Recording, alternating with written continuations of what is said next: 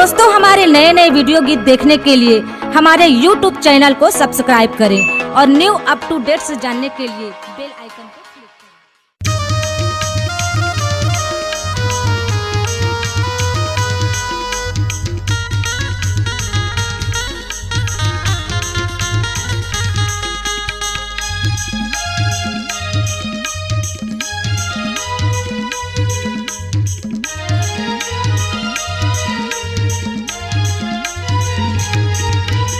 तोर गजरारी नैना मगोरी काजर लगा ले वो, तोर गजरारी नैना मगोरी काजर लगा ले वो।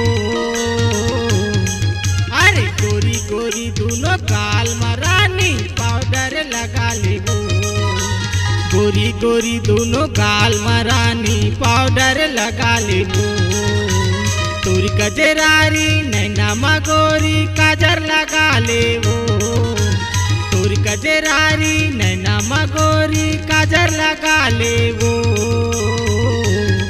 अरे गोरी गोरी दोनों गाल मरानी पाउडर लगा ले वो, गोरी गोरी दोनों गाल मरानी पाउडर लगा ले वो।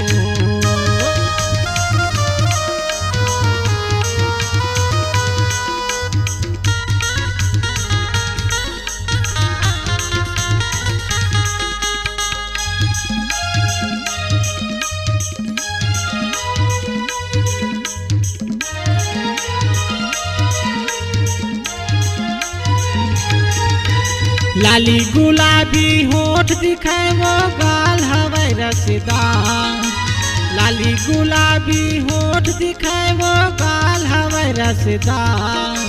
तिरछी नजरिया में मोला फंसाए झन छूटे माया, तिरछी नजरिया में मोला फंसाए झन छूटे माया। तोर गजरारी नैना मगोरी काजर लगा ले वो, तोर गजरारी नैना मगोरी काजर लगा ले वो।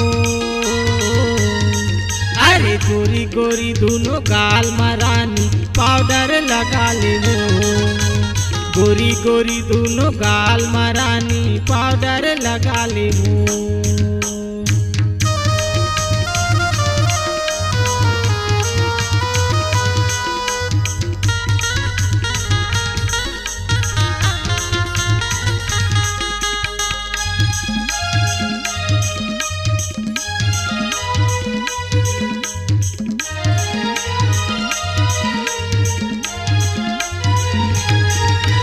पियर पियर तोरे तन्हा दिखते पाके मऊहा रसमा, पियर पियर तोरे तन्हा दिखते पाके मऊहा रसमा। घर छुट के घर वाली छुट के हो गए गोरी तोरे बसमा, घर छुट के घर वाली छुट के हो गए गोरी तोरे बसमा। तोर गजरारी नैना मगोरी काजर लगा ले वो, तोर गजरारी नैना मगोरी काजर लगा ले वो। अरे गोरी गोरी दोनों गाल मरानी पाउडर लगा ले वो, गोरी गोरी दोनों गाल मरानी पाउडर लगा ले वो। फूले फूले दोनों गाल मरानी पाउडर लगा ले वो, गोरी गोरी दोनों गाल मरानी पाउडर लगा ले वो। फूले फूले दोनों गाल मरानी पाउडर लगा ले वो। नमस्कार, कृष्णांजलि स्टूडियो विश्रामपुर आप सबका हार्दिक अभिनंदन करती है। छत्तीसगढ़ी गीत, हिंदी ट्रैक या विज्ञापन रिकॉर्डिंग हेतु संपर्क करें श्री सुरेंद्र निषाद जी, विश्रामपुर।